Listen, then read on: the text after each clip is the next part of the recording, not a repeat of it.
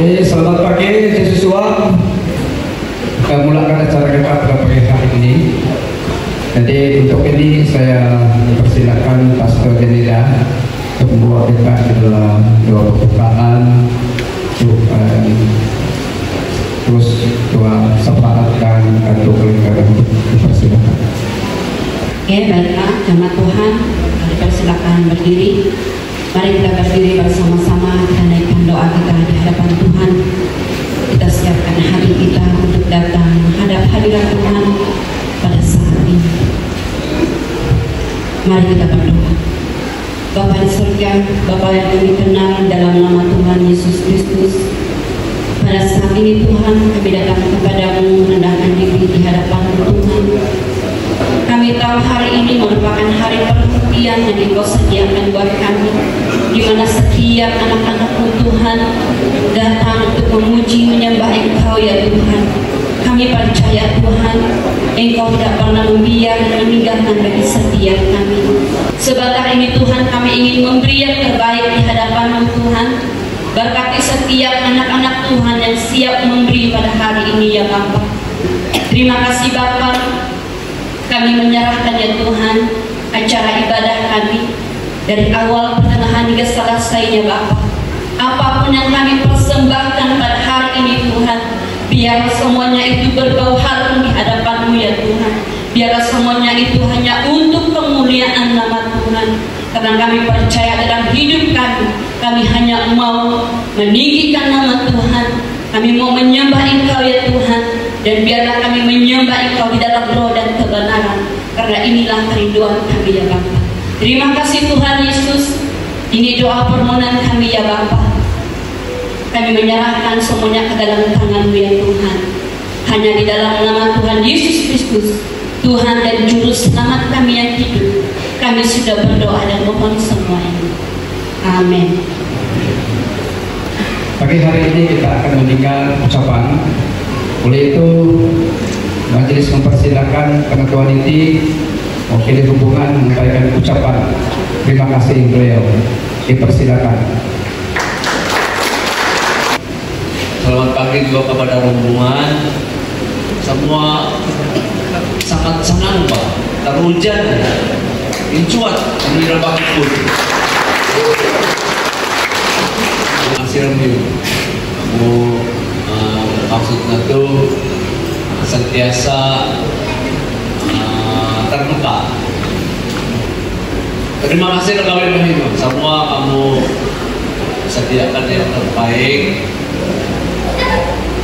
menyambut hamba-hamba Tuhan seperti mana yang kita suruh. Kita mesti menghormati hamba-hamba Tuhan berkali-kali lipat. Cara menghormati ataupun hamba Tuhan. Terima kasih kelompok-kelompok karena dapakan Ramon. Tahu itu apa yang kamu buat, sembahyang mai supaya memberkati. Itulah buah. Karena orang kuliah ramai ini, itulah buah. Kalau kita sudah percaya Tuhan, nanduk anu teka meminta ngarapakan. Jadi kayak perlu bilin, interlakon, mewakili Raja Matu, saya di Masanoy. Selamat berjumpa di Isai di Masanoy. Lumango katairamu Ibu. Sekian terima kasih.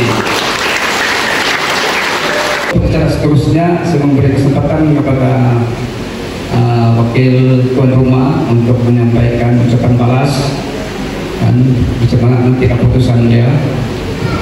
Jadi saya persilakan kepada Tuan para untuk memberikan ucapan. Oke, selamat pagi semua. Salam sejahtera. Selamat bertemu dan selamat berjumpa sekali lagi di gedung gereja ini pada pagi hari ini. Jadi kami bersyukur karena semuanya itu dapat bersama pada hari ini.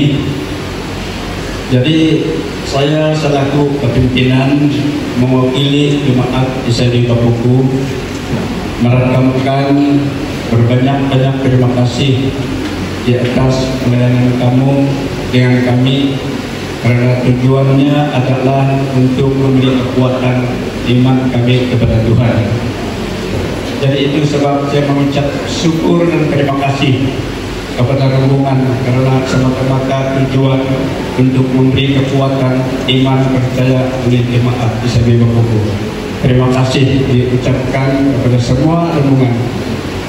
Jadi sebelum saya mengundur diri, saya lagi lah kasih satu dua pantun. Jadi pada curahkan air sungai mengalir, takkan berputus-putus.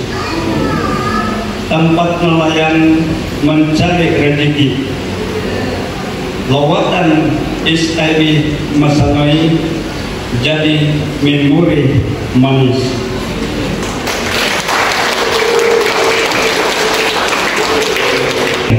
Jadi bapak-bapak, inilah kalau yang pan matur aliran, tapi ayo translate raun kesana tuh. Tapi ruang seperti mana yang dikatakan oleh peraturan itu dia sudah tetapkan. Tetapi Allah itu pernah sama. Kenapa apa sih Tuhan turun? Kalau kasih guna bulan dua. Jadi kau yakin juga, kalau dia lambat datang pun amplifannya kerak kesenangan dan kemampuan jemaat itu sama ada apa kue atau ika atau harus. Terima kasih. Oke, terima kasih kepada tamu Tuan Parau. Di sini kami menyelit sedikit. Saya mau menjemput ketua rombongan untuk menerima sedikit cerita kenangan dari ICB Bakobo.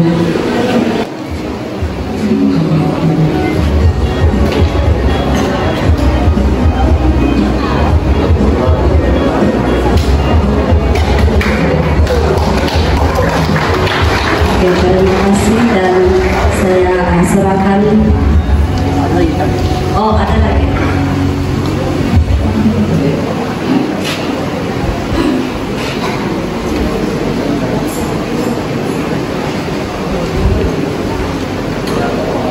Oke, ada juga sedikit daripada kami lah. Sebagai kenal-kenalan.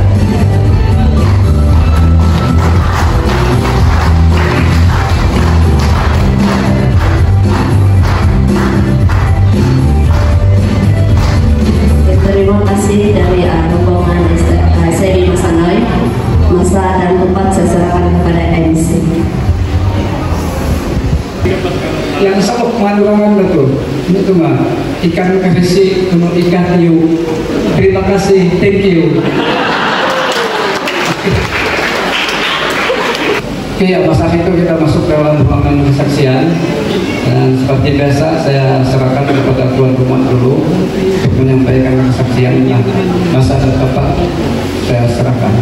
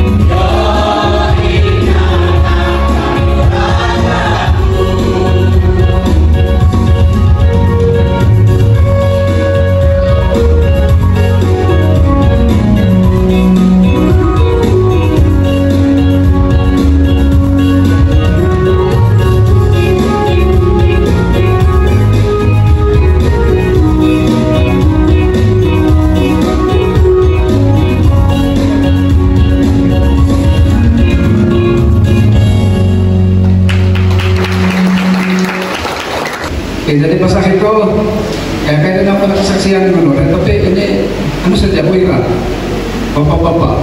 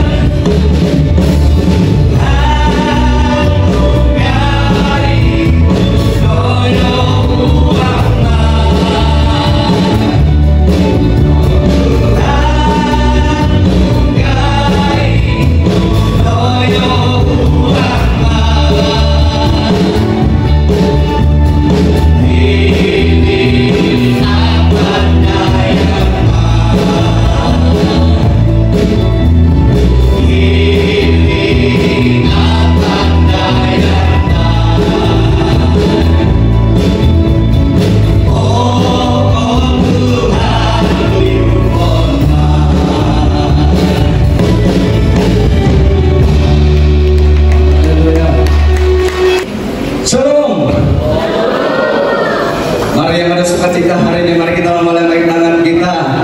Oke, haleluya. Mari sama-sama kita nyanyikan lagu penyembahan ini. Kaulah segalanya. Haleluya Tuhan. Terima kasih. Terima kasih ilmu. Menyembah mereka.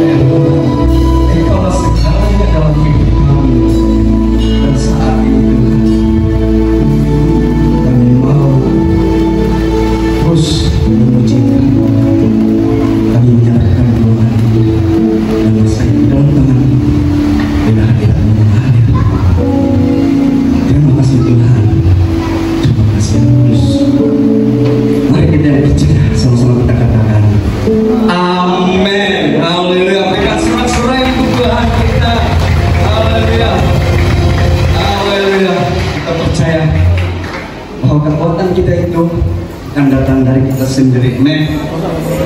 Tapi kekuatan kita itu adalah daripada Tuhan kita. Dan mari kita memuji, memuliakan Tuhan kita dengan lagu Sukacita Surga.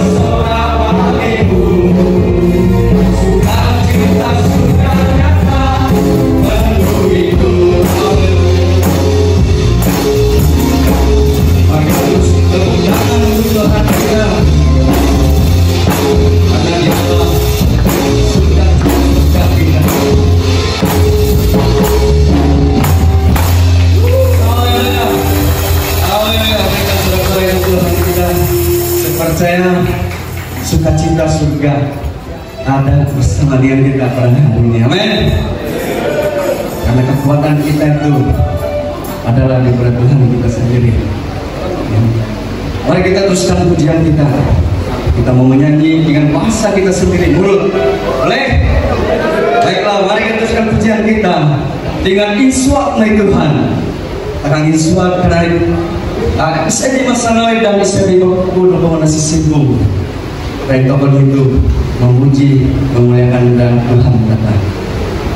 Mari kita sama-sama menari untuk Tuhan kita. Boleh? Oke. Sama. Oke. Oke.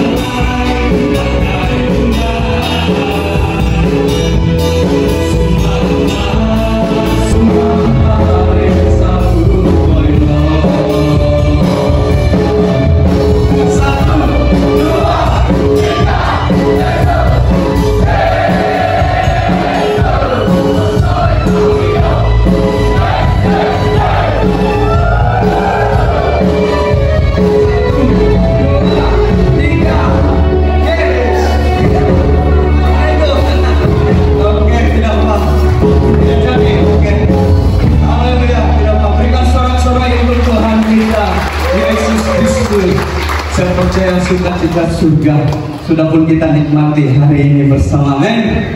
Haleluya. Baiklah teman Tuhan, kita sudah menari, kita sudah memuji Tuhan. Saat ini kita mau menyerahkan seluruh pribadi kita kepada Tuhan. Kita mau persiapkan hati kita. Mari kita sama-sama memberikan penyembahan kita. Kasih Tuhanlah yang telah melahirkan hidup kita, dan firman Tuhan adalah dasar utama dalam kehidupan kita. Mari kita sama-sama mengatakan seluruh hidupku. Saat ini Tuhan, kami mau terus berhubung kepadamu Tuhan. Kami percaya Tuhan, Engkau selalu melanggar hati kami. Kasih-Mu banyakkan seluruh hidupku. Mampukanku melakukan yang Kau inginkan. Kami terlepas, kami selalu terlepas. Kau menggenggam tanganku, ingin lebih mengenal pribadi-Mu.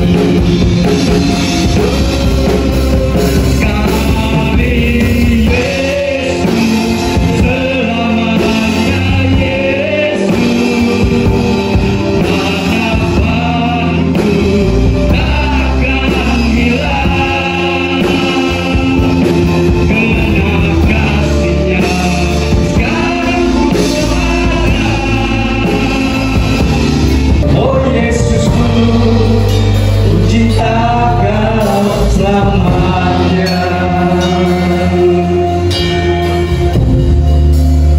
Haleluya Tuhan, kami sangat bersyukur bahwa Engkau Tuhan yang baik dalam hidup kami. Bapa di surga, kami telah memuji dan mengagungkan Engkau Tuhan. Bapa di surga, kami minta di dalam Engkau ya Bapa, berkata-katalah di dalam setiap hati kami melalui firman. Karena kami tahu bahwa firman adalah kekuatan di dalam setiap kehidupan kami. Ada kuasa di dalam firman-Mu ya Tuhan Yesus. Terpuji nama-Mu Bapa. Kami serahkan waktu ini ke dalam tangan-Mu. Kami sudah berdoa. Amin. Nah saudara dikasih Tuhan untuk tidak membuang masa, mari kita terus melihat firman Tuhan yang terdapat di dalam Matius pasal yang ke-23 ayat 1 sampai ayat yang ke-13.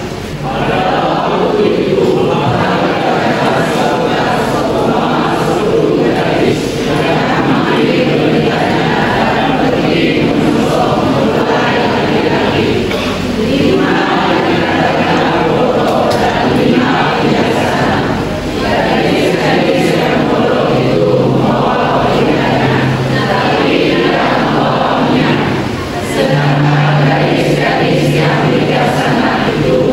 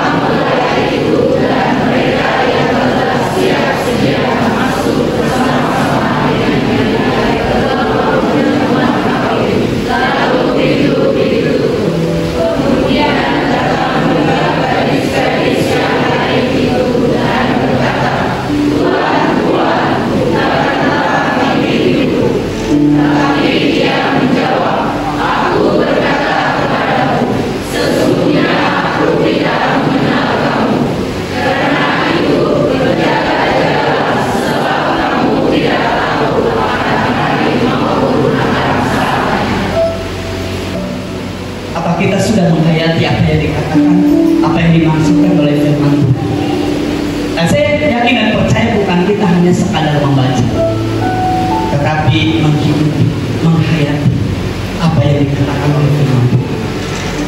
Saudara yang sekasih di dalam nama Tuhan Yesus Kristus, sebagai tema kita pada saat ini tidak jauh daripada garis tebalnya, yaitu garis yang bijaksana dan bodoh. Kalau kita perhatikan di dalam setiap kehidupan kita, saudara, mengapa perumpamaan ini mengambil contoh anak gadis dan bukan kepada lelaki atau kepada pria yang handsome atau tampan? Kenapa? Mengapa perumpamaan ini mengambil contoh hanya anak gadis-gadis dan bukan laki-laki? Karena perumpamaan ini menekankan pentingnya persiapan kita sebagai gereja Tuhan dalam menantikan kedatangan Yesus Kristus kedua kali sebagai mempelai laki-laki. Ia akan datang kembali. Sudahkah kita siap menjadi serupa dengan Kristus akan kedatangan Tuhan yang kembali di dunia kita? Nah, saudara dikasih Tuhan, kalau kita perhatikan gereja Tuhan dalam menantikan kedatangan Yesus Kristus kedua kali sebagai mempelai laki-laki, pasti Ia akan datang kembali. Di mana Yesus sendiri mengatakan, di rumah Bapakku banyak tempat tinggal. Jika tidak demikian, tentu aku mengatakannya kepadamu. Sebab aku pergi ke situ untuk menyediakan tempat bagimu. Dan apabila aku telah pergi ke situ dan telah menyediakan tempat bagimu, aku akan datang kembali dan membawa kamu ke tempatku, supaya di tempat di mana aku berada, kamu pun berada. Kamu boleh lihat itu pelan-pelan di dalam ayat Yohanes 14 ayat 2 dan 3. Dan yang pertama adalah mempersiapkan diri menanti kedatangan Tuhan Yesus kedua kali, memerlukan hidup dipenuhi dan dituntun Roh Kudus. Saudara dikasih Tuhan, kita sebagai orang Kristen, sebagai orang percaya, kita memerlukan kepenuhan daripada Roh Kudus itu sendiri, supaya kita bijaksana melakukan segala sesuatu apa yang Tuhan inginkan. Itu kerinduan, dan itulah kerinduan kita bersama. Setiap kita dianjurkan untuk penuh dengan Roh Kudus. Bukan masa dalam gereja kita dipenuhi Roh Kudus, tetapi di tempat kerja kita, di mana kita berada, Roh Kudus itu hilang dalam hidup kita. Kepenuhan Roh Kudus itu, urapan Roh Kudus itu sudah tidak ada dalam hidup kita. Tetapi waktu di gereja saja kita Roh Kudus. Di mana-manapun kita berada sebenarnya, Roh itu selalu bekerja. Roh itu selalu ada di dalam hidup saya dan saudara-saudari yang saya kasihi di dalam nama Tuhan Yesus. Tuhan tidak beri kasih. Tuhan senantiasa menjaga kita. Tuhan senantiasa memenuhi kita. Walaupun dosa kita banyak, tetapi Tuhan masih merangkul kita. Efesus pasal 5 ayat 14 berkata, dan janganlah kamu mabuk oleh anggur, karena anggur menimbulkan hawa nafsu, tetapi hendaklah kamu penuh dengan Roh. Saudara dikasih Tuhan, kalau kita perhatikan ayat ini, ia mengajar kita semua supaya kita tetap dipenuhi oleh Roh Kudus di dalam setiap kehidupan kita. Bukan Roh Kudus yang aneh-aneh, yang tidak masuk akal. Kita hidup di firman Tuhan, kita lihat bersama-sama bagaimana Roh Tuhan itu bekerja di dalam setiap kehidupan kita, di dalam kehidupan seharian kita. Penuh dengan Roh Kudus, intinya adalah keadaan di mana seseorang percaya, memberikan diri dipimpin, dikuasai, dan diisi oleh pribadi Roh Kudus sendiri, sehingga karakter, pikiran, perkataan, dan perbuatannya mencerminkan kehadiran dan kuasa Allah sendiri. Itu yang akan kita perhatikan bersama-sama pada zaman kita sekarang. Karena banyak nabi palsu yang akan menyerang. Karena kita tahu bahwa itulah kerinduan iblis. Ia rindu gerejanya hidup, tetapi Tuhan Yesus rindu gerejanya bangkit dan berjalan-jalan. Jadi saudara, kalau kita perhatikan konteks ini, perumpamaan 10 gadis. 10 gadis ini kita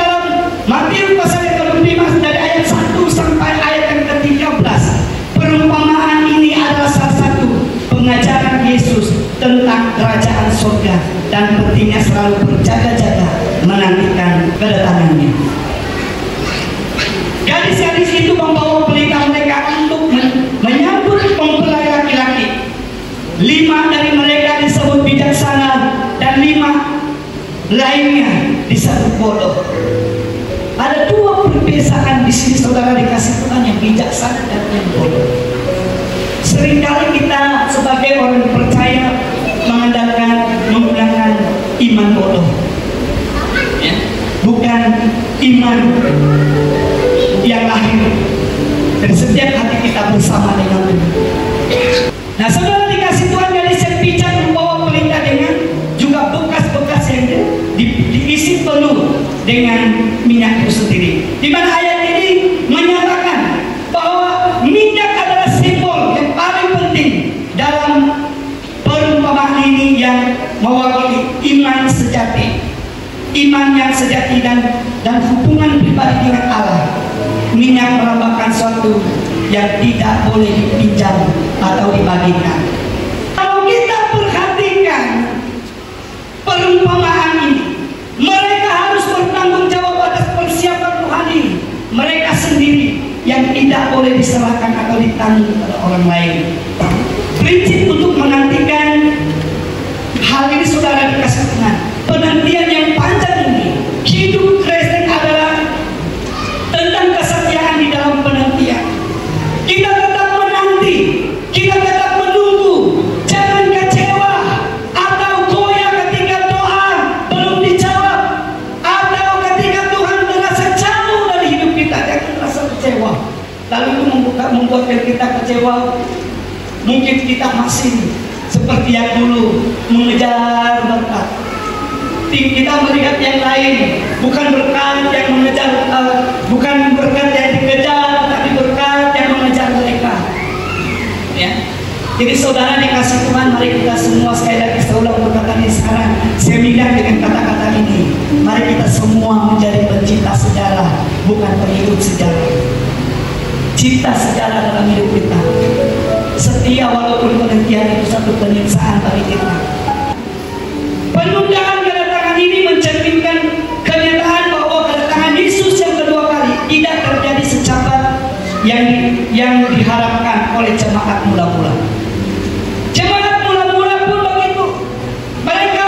Mereka menanti saat kedatangan Tuhan, tetapi sampai hari ini belum datang-datang.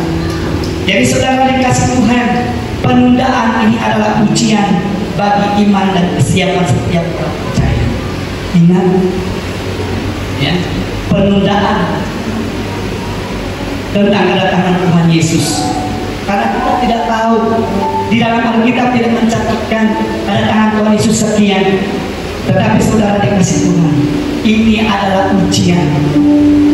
Ini adalah ujian bagi iman dan kesiapan setiap orang percaya.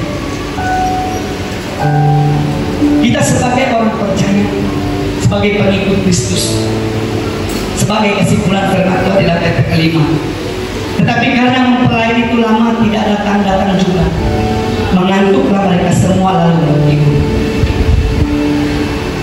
Di mana saudara di dalam ayat kelima ini mengajarkan bahwa di dalam perjalanan iman menantikan Kristus ada masa penantian yang panjang dan melelahkan, yang bisa membuat ataupun yang boleh membuat kita kelelahan lalu kita tertidur. Itu adalah wajar. Tetapi oleh persiapan komitmen pribadi kita yang telah kita bangun selama ini, oleh karena itu kita tidak hanya kelelahan atau tertidur atau di luar Yesus dan sebagainya, tetapi milik kita cadangan yang dalam dan pribadi dengan. Nah, saudara dikasih Tuhan, mari kita berdiri bersama-sama dan kita mengagungkan Tuhan kita Yesus Kristus. Mari kita naikkan pujian penyembahan yang bertajuk Roh yang hidup. Mari kita berdiri bersama-sama dan kita mau mengingati sesuatu. Apakah kita di akhir zaman ini kita sudah menghidupi tema kita yang mengatakan menjadi serupa dengan Kristus? Apakah kita sudah menjadi serupa dengan Kristus selama ini? Oh,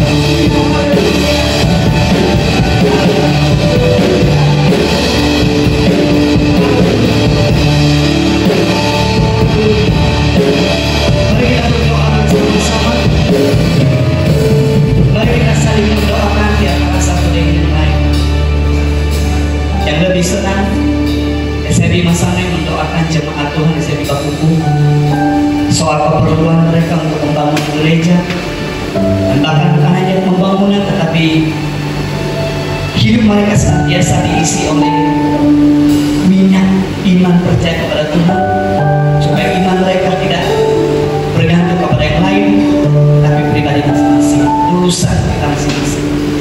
Dan nanti saya akan menghadiri doa kita setelah pastor bersama-sama untuk menentukan ibadah kita. Mari kita berdoa bersama-sama. Bapa di dalam kerajaan surga, sekali lagi kami berdoa pada saat ini Tuhan.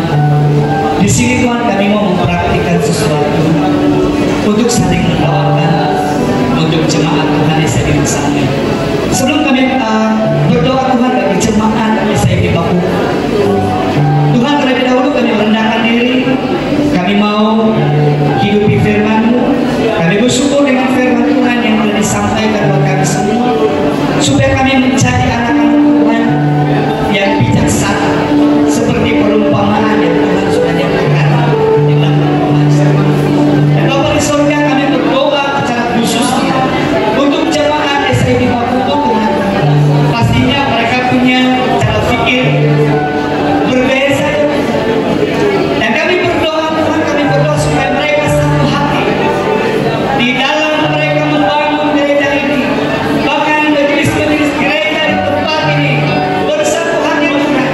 Dan kami mau berdoa supaya jemaat-jemaat SID Bakuku ini terus senantiasa dikuatkan oleh Tuhan.